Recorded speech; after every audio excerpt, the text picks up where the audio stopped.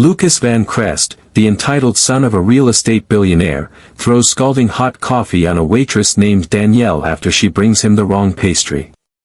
While Danielle screams in agony as the steaming liquid soaks through her uniform and burns her chest, Lucas smirks and casually checks his Rolex, treating her suffering as a minor inconvenience beneath his notice. This scene is designed to trigger an immediate emotional response of outrage, as the upscale restaurant's patrons and trembling staff members freeze in terror, unwilling to challenge the untouchable prince of the city's real estate empire. The power dynamic shifts instantly as Park Jun-suk stands up from a corner booth. A tall, sharp-jawed man in a tailored suit, his neck tattoos and murderous fury signal a lethal history money cannot buy. He moves with a deliberate, unhurried grace, radiating absolute control. Lucas hasn't just assaulted a waitress, he has attacked the wife of the city's most dangerous man. The Van Crest Empire is now a house of cards waiting to burn. Before we dive into this story, tell me where in the world you're watching from. I want to know how far this love story traveled. Drop your country in the comments, hit that subscribe button. I read every single one comment here, so please drop your comments now. Let's begin. The break room was little more than a cramped, windowless closet that smelled of stale bleach and mop water, but to Danielle, it was the only place in the world where she could let the mask slip. She leaned over the rusted industrial sink, her hands shaking violently as she pressed wet paper towels against her chest. The heat from the coffee was a gnawing, angry fire, blistering her skin, but the physical pain was nothing compared to the hollowing ache in her chest. It wasn't just the burns, it was the laughter. The sound of Lucas Van Crest's cackle as she fell to her knees replayed in her mind like a jagged loop, stripping away her dignity layer by layer. In the mirror, her reflection stared back, eyes rimmed with red, a woman reduced to a clumsy servant in the eyes of the elite. They didn't know. They saw a waitress in a stained uniform, they didn't see the woman who held the nightmares of a killer at bay every night. They didn't see the wife of Park Jun-suk. She had met Jun-suk 5 years ago in the dead silence of the city archives. He wasn't the dragon, then, just a man with haunted eyes and hands that couldn't stop trembling from the aftershocks of a war he couldn't leave behind. She hadn't feared him. She had seen the terrified boy beneath the soldier's scars and offered him the one thing he had never known, peace. Their marriage was a sacred geography. She was his sanctuary, the soft place where he laid down his weapons. She worked this job not for money. Jun-suk could buy this entire city block without checking his balance, but because she desperately needed to believe in a world where people just drank coffee and talked about the weather. She needed the ordinary to balance his darkness. But today, the ordinary had been murdered. Outside, in the main terminal, the air had turned brittle, suffocating under the weight of a predator's gaze. Park Jun-suk sat in the corner booth, his body carved from stone. He did not rush to the break room. He did not scream. He sat in a silence so profound it felt louder than the cafe's earlier bustle. At his feet, Phantom, the massive black Jindo, sat rigid, its amber eyes fixed on Lucas with a terrifying, unblinking focus that mirrored its master's soul. Jun-suk was not thinking of revenge. Revenge was a petty emotion for children. He was thinking of the balance. It was the only religion he had left.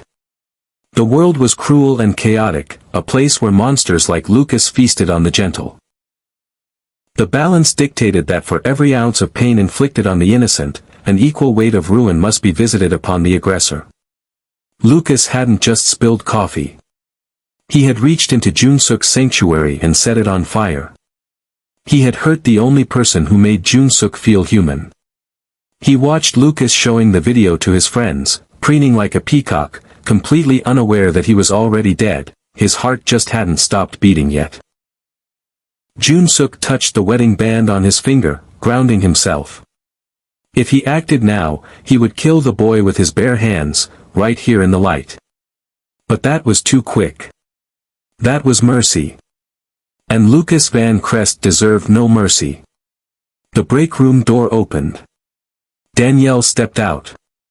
She had buttoned her uniform to the chin to hide the red, blistering skin. Her eyes found Jun-suk's across the room, and in that exchange, a tragic, silent conversation passed between them. Her gaze was pleading. "Not here, not now, don't let the monster out." She was protecting the bystanders from him, she was protecting him from himself. Jun-suk exhaled, a slow, controlled breath that shuddered through his chest. He respected her wish. He stood up, his movement smooth and lethal. He placed a stack of cash on the table, enough to cover everyone's bill, a silent apology for the war he was about to start. He signaled to Phantom. As they walked toward the exit, they passed within inches of Lucas. The billionaire's son didn't even look up. He didn't feel the chill that swept through the room, the sudden shadow that fell over his future. He didn't know that the balance had shifted, and the dragon was coming to collect. The sirens cut through the mid-morning hum of the financial district, their wail bouncing off the glass towers like a desperate plea. To Danielle, shivering in the break room with a towel pressed to her blistering chest, the sound was a lifeline. It was the sound of order arriving to correct chaos. She believed in the system because she had to. She was a woman who followed rules, who paid taxes, who believed that if you worked hard and kept your head down, the world would treat you fairly. She believed in the badge. It was the beautiful lie that kept society from devouring itself. But when the two officers strode into the cafe, the air didn't lighten, it thickened. They didn't rush to the back where the victim was huddled in pain. They walked straight to the center of the room where Lucas Van Crest was casually wiping a spot of water from his Italian silk sleeve, looking bored. "Mr. Van Crest?" the older officer asked. His tone wasn't authoritative, it was deferential. It was the voice a concierge uses when a guest complains about the thread count of the sheets. "We got a call about a disturbance." Finally, Lucas sighed, gesturing vaguely toward the breakroom door as if he were pointing out a spill that needed mopping. The waitress. She was clumsy. Spilled ice water all over a $3,000 shirt. When I tried to move away, the coffee slipped. Now she's making a scene. You know how these people get when they smell a settlement. Danielle stepped out of the break room then, clutching her uniform to hide the angry, weeping red skin of her chest. "He threw it," she whispered, her voice cracking. "He looked me in the eye and he threw it." The officer turned to her. His face, which had been open and attentive for Lucas, slammed shut like a prison door. He looked at her uniform, her tear-streaked face, and then back at Lucas, whose father's name was chiseled into the foundation of the library 3 blocks away. The calculation happened in a split second. It wasn't an investigation, it was risk management. "Ma'am," the officer said, his thumbs hooked into his tactical vest. "It sounds like an unfortunate workplace accident. Mr. Van Crest says it was a reaction to being startled." "Startled?" Danielle's voice rose, trembling with a mixture of agony and disbelief. He laughed. "He filmed it. Ask them." She pointed to the other patrons, the wealthy suits who had witnessed the entire assault. The officer glanced around the room. The patrons suddenly found their salads fascinating. Eyes dropped. Phones were pocketed. No one spoke. In this city, truth was a commodity, and Lucas Van Crest held the monopoly. "It's a civil matter," the officer concluded, turning back to Lucas with a nod that bordered on an apology for the inconvenience. "If you want to file a report, ma'am, you can come down to the station. But I have to warn you, filing a false police report is a felony. And Mr. Van Crest could countersue for damages to his property." The silence that followed was louder than the sirens had been. It was the sound of the beautiful lie shattering. Danielle looked at the officers, sworn to protect and serve, and realized they were not there to protect her. They were the private security for the aristocracy, paid for by her taxes. Lucas smirked, a small, tight expression of victory that said, "I told you so." He knew the script by heart. From across the street, seated in the back of a black sedan with tinted windows, Park Jun-suk watched the officers tip their caps to the man who had burned his wife. He didn't blink. He didn't rage. He simply absorbed the scene, letting it settle into the cold, dark place in his heart where he kept his justifications. He had wanted to be wrong. Part of him had hoped, foolishly, that the American justice system would function as advertised. But the system had sharp teeth only for the poor. For men like Lucas, the law was not a wall, it was a door that opened with a golden key. Jun-suk signaled to the driver. The car pulled away slowly, disappearing into the traffic. The police had just declared that Lucas Van Crest was untouchable. They had no idea that they had just signed his death warrant. The law had failed. The balance would not. The air inside the Van Crest penthouse was filtered, chilled, and scented with expensive sandalwood, designed to keep the reality of the city at bay. Lucas lay sprawled across his king-sized bed, the silk sheets cool against his skin, yet he couldn't stop the phantom sensation of heat prickling at his chest. He kept replaying the morning's victory in his mind, the way the police had bowed, the way the girl had crumbled. But the triumph felt strangely hollow, replaced by an inexplicable, creeping dread that had followed him home like a persistent shadow. He reached for his phone on the nightstand, intending to check the views on the video he'd posted, but his hand froze.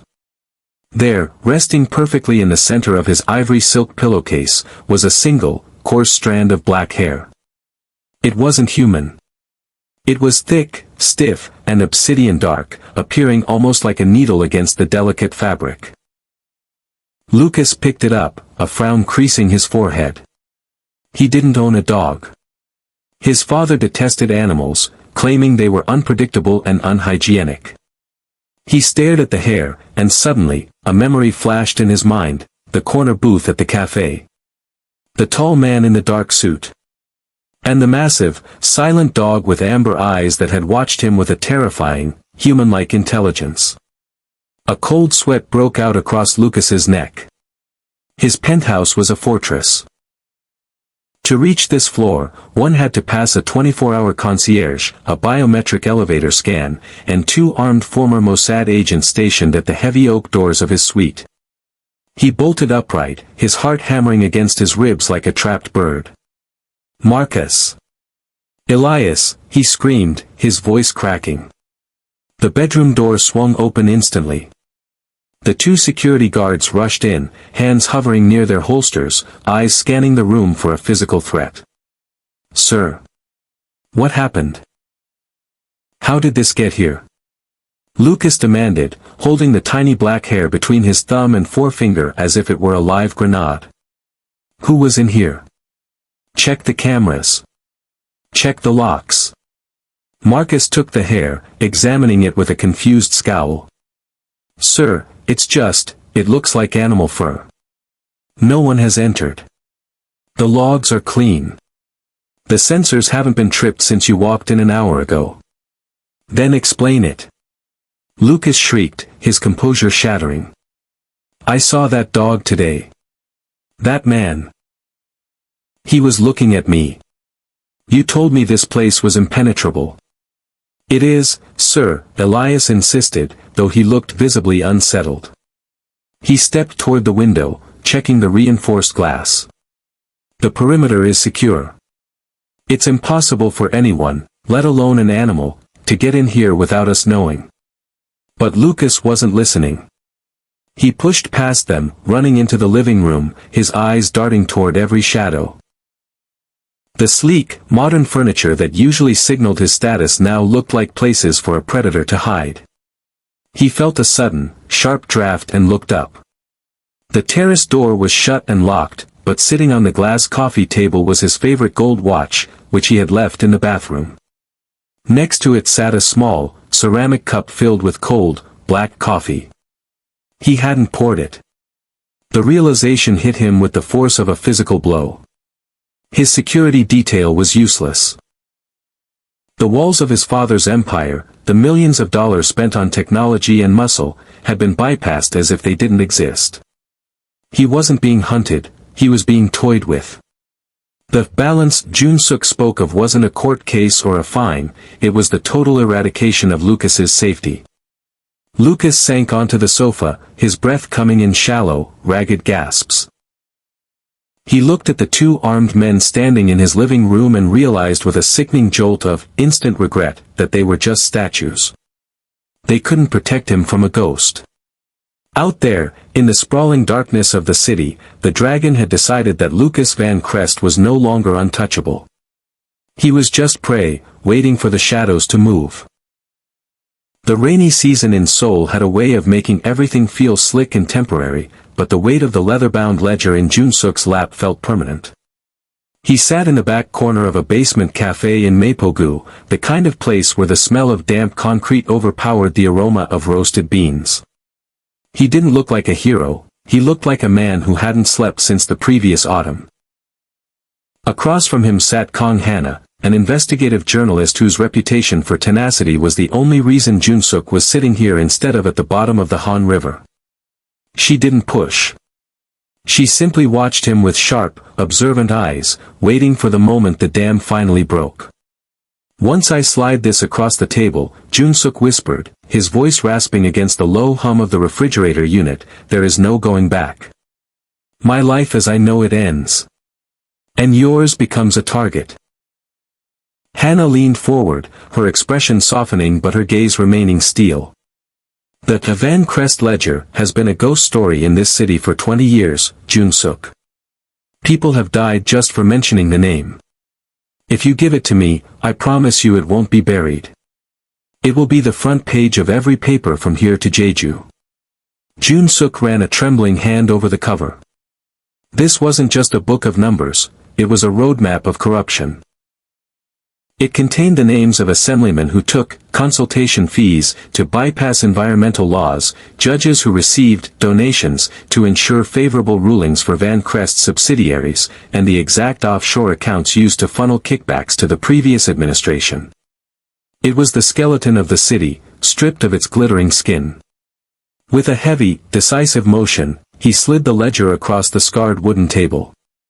Hannah opened it to a random page. Her breath hitched. The meticulous handwriting, the dates, the initials, the staggering sums of it was undeniable. She saw names she recognized, people she had interviewed, figures who stood on podiums preaching about the integrity of the Republic. "The bribes date back to the late 90s, Jun-suk said, his voice gaining a hollow kind of strength. "It started as a way to survive the IMF crisis, but it turned into a way of life. Van Crest didn't build this city with steel and glass. They built it with silence." "Why now?" Hannah asked, looking up from a list of transactions linked to the Ministry of Land. "You were on the inside. You were safe." Jun-suk looked at his reflection in the dark surface of his coffee. He thought of the faces of the people he'd stepped over to climb the corporate ladder, and the cold, empty feeling of his own apartment. "I realized that if I died tomorrow, the only thing I'd leave behind is a legacy of lies. I'm tired of being a ghost, Hannah. I want to be a man again." The air in the cafe felt lighter, even as the danger intensified. Hannah tucked the ledger into her bag, her movements efficient and hurried. She knew they didn't have long. In a world where Van Crest owned the police and the shadows, a basement cafe was no fortress. "I need 48 hours to verify the primary sources and secure the digital backups," she said, standing up. "Go to the safe house I told you about. Don't use your phone. Don't use your cards." Jun-suk nodded, feeling a strange, terrifying sense of peace. He watched her disappear into the rain, a small figure carrying the weight of an empire's downfall in a messenger bag. He sat alone for a moment longer, listening to the rain hit the pavement above. The secret was out. The fire was lit. Whatever happened next, he was no longer an accomplice to the silence. The moon was a sliver of cold bone hanging over the skeletal remains of the Van Crest Heights project. This was to be the crown jewel of their real estate empire, a luxury glass tower that promised a new standard of living, but as Park Jun-suk moved through the shadows of the perimeter fence, he knew the foundation was built on misery. The air here didn't smell of sandalwood or filtered oxygen, it smelled of damp concrete, diesel, and the unwashed exhaustion of men who didn't officially exist. Jun-suk moved with the silent, predatory grace of his special forces days, his dark coat blending into the industrial gloom. Behind him, Phantom was a ghost in the mist, his paws making no sound on the gravel. They weren't here for a loud confrontation, they were here to document the rot. Inside the half-finished lobby, the balance was nowhere to be found. Beneath the flickering glow of a single work light, dozens of men lay on thin foam mats spread directly over the cold dirt floor. These were the ghost workers, immigrants whose passports had been held for safekeeping by Van Crest subcontractors, men who worked 18-hour shifts for pennies that were often withheld for room and board. Jun-suk watched from the darkness as a private security guard, wearing a uniform bearing the Van Crest crest, kicked the feet of a sleeping man, barking at him to get up for a midnight concrete pour. The worker stumbled to his feet, his eyes vacant with a fatigue so deep it looked like a haunting. There were no safety harnesses in sight, no hard hats, only the raw machinery of human exploitation. Jun-suk's jaw tightened. He felt the cold, familiar hum of his murderous fury vibrating in his chest. This was how the Van Crests funded their silk shirts and gold watches, by harvesting the life force of those too desperate to scream. He pulled out a small, high-definition camera, the lens capturing the cramped sleeping quarters, the padlocked exits, and the ledger sitting on a foreman's desk that listed incentives paid to building inspectors to look the other way. Suddenly, Phantom low growled, a sound felt more than heard. A second guard rounded the corner, his flashlight beam cutting through the dust. "Who's there?" the guard shouted, his hand going to the baton at his hip. Jun-suk didn't flee. He stepped into the light. The guard froze, the beam of his light hitting the sharp jawline and the dark, terrifying ink on Jun-suk's neck. In that moment, the guard didn't see a trespasser, he saw a reaper. "You have 10 minutes to open those padlocks and leave," Jun-suk said, his voice a low, vibrating chord of command. "If you are still on this property when I count to 10, the Jindo eats first. I take what's left." The guard looked at the massive black dog, whose lips were pulled back to reveal ivory fangs, then back at the man who looked like he had walked out of a nightmare. He didn't ask for ID. He didn't call for backup. He dropped his keys and ran into the night. Jun-suk picked up the keys and handed them to the lead worker, a man whose hands were mapped with scars. "Go," Jun-suk whispered in the man's native tongue. "There are buses waiting 2 blocks east. They will take you to a sanctuary. You are no longer ghosts." As the men began to pour out of the sight, tears of disbelief mingling with the dust on their faces, Jun-suk stood amidst the steel rebars. He looked up at the heights of the unfinished tower. He had the evidence now. The human cost of the Van Crest fortune. The beautiful lie of their corporate success was being stripped away, revealing the skeleton beneath. The raid was over, but the war for the balance was just reaching its crescendo. He had seen their sins in the dark, now, he would drag them into the light. The hospital corridor was a tunnel of sterile white light and the rhythmic, mocking hiss of Danielle's ventilator. Jun-suk sat by her bedside, his large hand enveloping hers, feeling the fragile flutter of her pulse. She had been caught in the crossfire of a freak accident at the cafe, a gas leak that only targeted her station, leaving her in a medically induced coma. The Van Crests weren't just protecting their money anymore, they were trying to bury the witness. Jun-suk's eyes weren't on his wife, however. They were fixed on the reflection in the dark window pane. He saw the shift in the air before he heard the footsteps. The hospital's night staff had been suspiciously redirected to the south wing, leaving this floor in a silence that tasted like ozone before a lightning strike. He stood up slowly, gently laying Danielle's hand back on the sheets. He didn't reach for a gun, he reached for the tactical mindset he had tried to bury a decade ago. At his feet, Phantom's fur stood on end, a low, tectonic vibration humming in the dog's throat.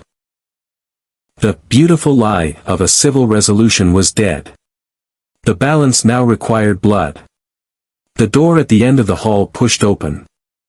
3 men in janitorial jumpsuits entered, but their gait was wrong, too heavy, too synchronized. They weren't carrying mops, they carried suppressed submachine guns tucked under their coats. These weren't street thugs, they were Victor Van Crest's cleaners, professional mercenaries paid to ensure the billionaire's son never saw a courtroom. Jun-suk stepped out into the hallway, closing Danielle's door behind him. He stood alone in the center of the linoleum desert. The lead mercenary raised his weapon, but Jun-suk was already a blur of calculated motion. He didn't retreat, he lunged into the kill zone.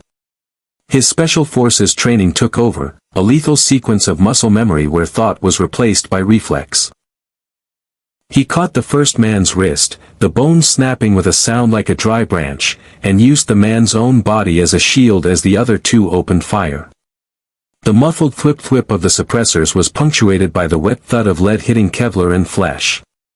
Jun-suk spun, sweeping the second man's legs and driving a palm strike into his chin that sent him into a dreamless sleep before he hit the floor.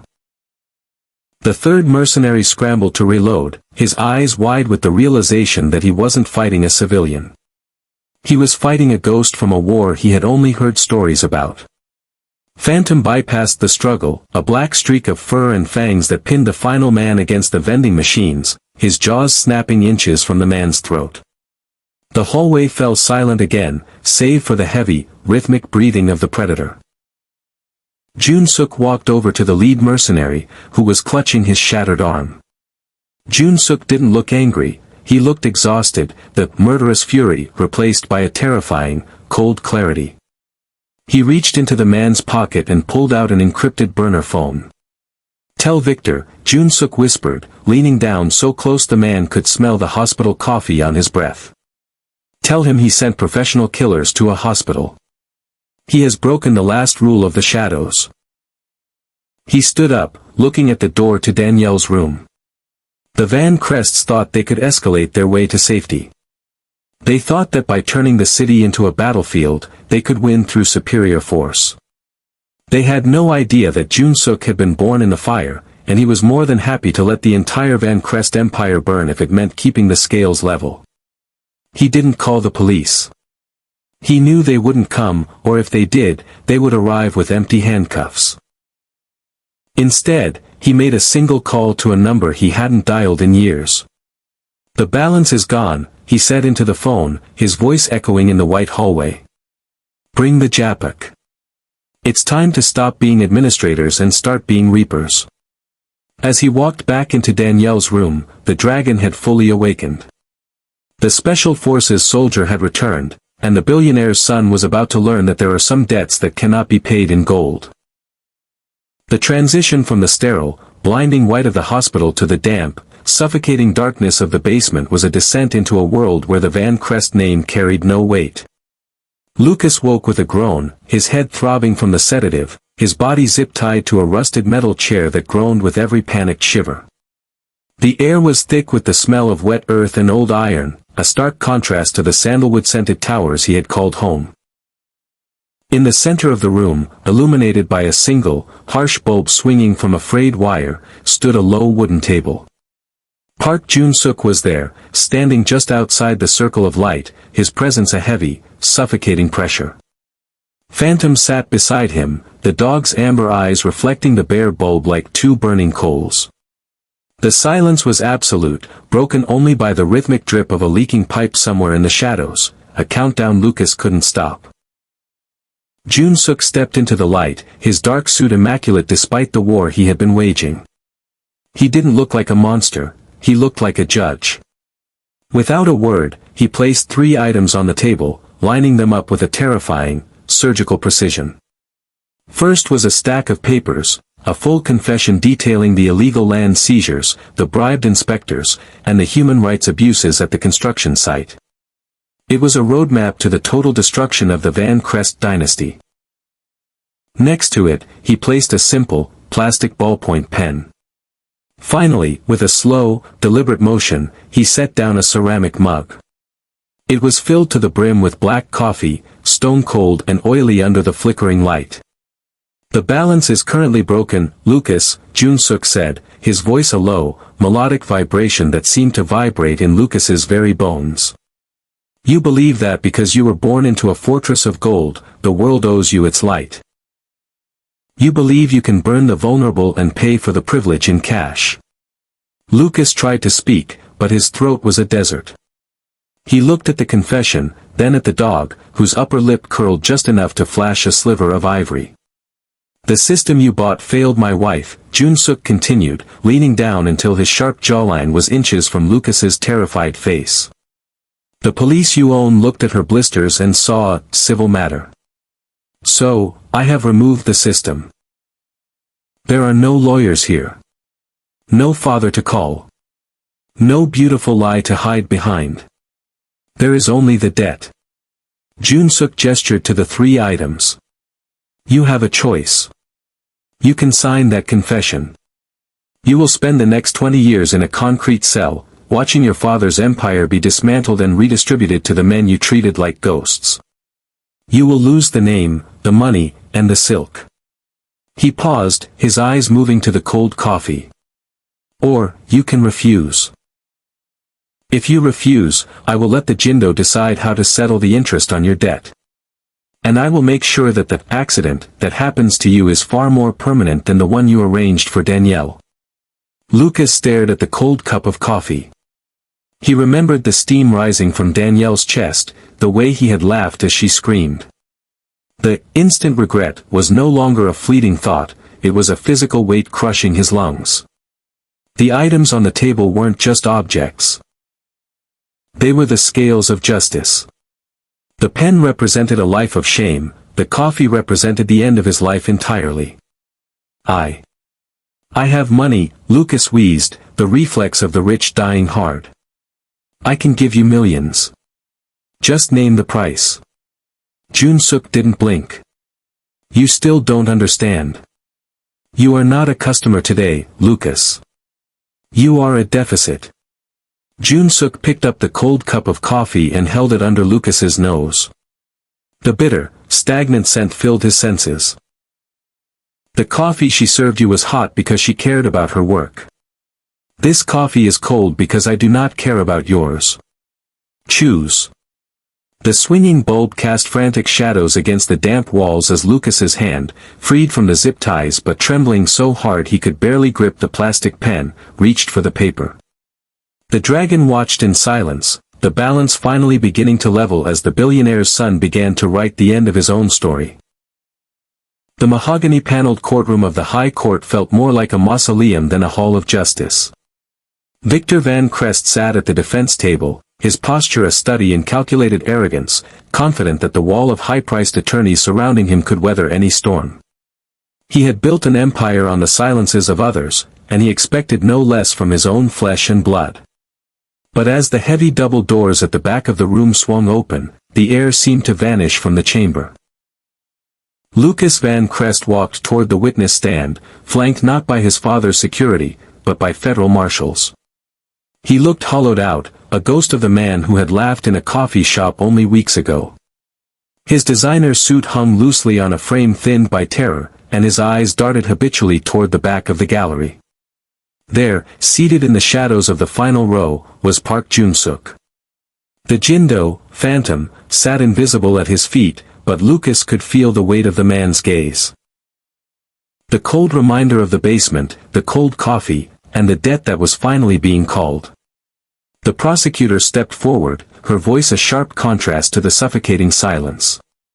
Mr. Van Crest, you have been granted immunity in exchange for your full and honest testimony regarding the operations of Van Crest International. Do you swear to tell the truth? Lucas looked at his father.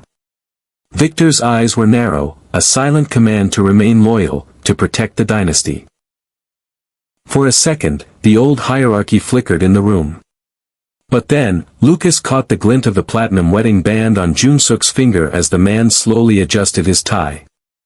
The message was clear, the Japik were watching. The legal system was the theater, but the balance was the reality. I do, Lucas whispered. Then, the dam broke. On national television, with cameras beaming the betrayal to every screen in the city, the beautiful lie of the Van Crest family was dismantled piece by piece. Lucas spoke of the ghost labor camps, the systematic bribery of city officials, and the night his father had ordered a professional hit on a waitress just to protect the stock price. He described the offshore accounts where the blood money was laundered and the specific ledgers hidden in a safe house vault that Jun-suk's men had already raided. Victor Van Crest's face transitioned from smug confidence to a mask of purpling rage. "You coward!" he roared, lunging toward the stand before his own lawyers tackled him back into his seat. The judge's gavel slammed like a gunshot, but the damage was irreversible. The empire wasn't just falling, it was being vaporized. As the testimony continued, news alerts began to chime on phones throughout the gallery. Stocks in Van Crest International were plummeting, losing half their value in a matter of minutes. Trading was frozen, but the panic was already a wildfire. The untouchable dynasty had become a toxic waste site. In the back row, Jun-suk stood up quietly. He didn't wait for the cross-examination or the inevitable handcuffs that would soon find Victor's wrists. He didn't need to see the verdict, he had already written it. He had taken the billionaire's son, the pride of the bloodline, and turned him into the weapon that would decapitate the family's legacy. As he walked out of the courthouse, the sun hit the tattoos on his neck, the dark ink a testament to a world that didn't care about tax brackets. He checked his phone. A message from the hospital, "She's awake." The scales had finally settled. The Van Crest empire was a smoking ruin, and the man who had built it was being dragged away in the very chains he had forged for others. Justice had been served in the light of the court, but the balance had been restored in the shadows. Park Jun-suk whistled for his dog, and the two disappeared into the crowd, just two more ghosts in a city that would never know how close it had come to burning. Would you like me to write the final epilogue where Danielle and Jun-suk reunite and the final fate of Lucas is revealed? The bell above the door of the Gilded Bean chimed with a light, melodic ring that no longer carried the weight of anxiety. The cafe had changed. The cold, corporate marble had been replaced by warm oak and local art, and the air smelled of genuine community and high-grade roast. On the wall near the entrance, a brass plaque noted that the establishment was now a worker-owned cooperative. There was no Gilded anymore, just the Bean, a place where the people who did the work actually owned the walls. Danielle moved through the space with a grace that was no longer a mask for survival. The scars on her chest had faded to silver lines, and while she still felt the phantom heat on rainy days, she stood tall as the general manager. She wasn't just a waitress anymore, she was the heart of the operation, ensuring that every employee was treated with the dignity she had once been denied. She laughed as she handed a latte to a regular, her eyes bright and clear, that beautiful lie, replaced by a beautiful reality she had built with her own hands. In the shadows of the back corner booth, the same booth where the world had once fractured, Park Jun-suk sat in silence. He remained an enigma to the morning rush, a tall, impeccably dressed man who never seemed to age, his sharp jawline and neck tattoos marking him as someone from a different world. Beside him, Phantom, the massive Jindo, lay like a guardian gargoyle, his amber eyes tracking every movement in the room with a peaceful but unwavering vigilance.